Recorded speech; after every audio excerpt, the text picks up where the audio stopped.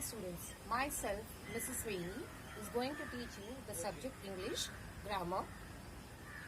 And the first chapter is phrases.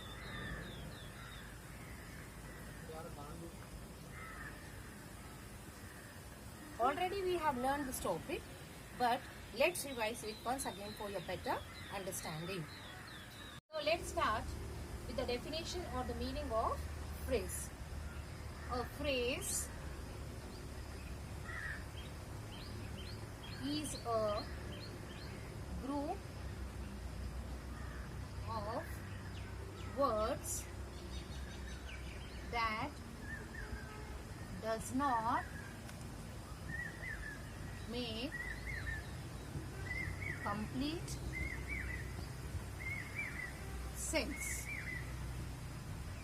Means it makes you understand the half of the meaning of it, but it doesn't give a complete sense to the sentence. Let's see with some examples. Now let's see some of the examples of the phrases. The first one is under the tree, second is in the car, and third is on the table. Now you all might be thinking, why teacher has written these some of the words? So let me tell you that these are not sentences, they do not make complete sense, so they are called as phrases. So under the tree. Now what is under the tree? Where are you cannot understand only by just reading under the tree. In the same way, in the car, it doesn't make any sense. Third one is on the table. This also doesn't make any sense. So these are known as phrases. The important points to remember for the phrases is, it is a group of words that does not make complete sense. Already we have discussed in the examples like under the tree, in the car, and all that. Second is, a phrase is a group of related words within a sentence. Means there are related words to each other which shows about that particular example. Like a phrase can be found at the beginning, middle or end of a sentence. It is not compulsory that the phrase is in the starting or in the middle or in the end. It can be anywhere in the sentence. Fourth one is, a phrase makes sense but don't make complete meaning. Means it gives you only the half of the idea about the sentence but not a complete meaning.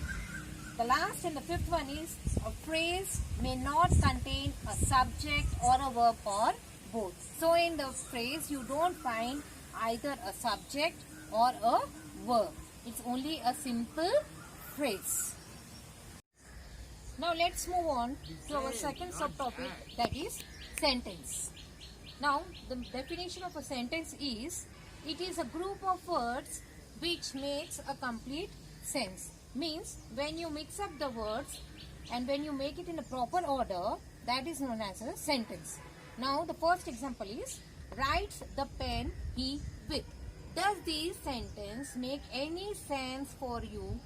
No, it doesn't make any sentence. The correct sentence when you arrange these words in a proper order is, he writes with the pen. In the same way, second sentence is, am I reading book story. So when you arrange it in a correct words, that goes, I am reading a story book.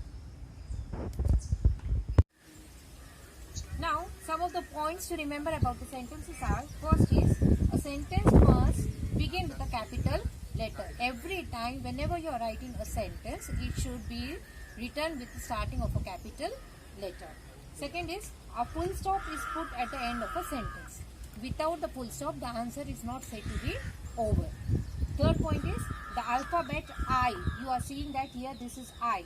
This is always written as a capital letter when it comes in the beginning, in the middle of a sentence or end of a sentence. Every time this I should not be written as a small letter, but it should be written as a capital letter. Now the third subtopic is noun phrase.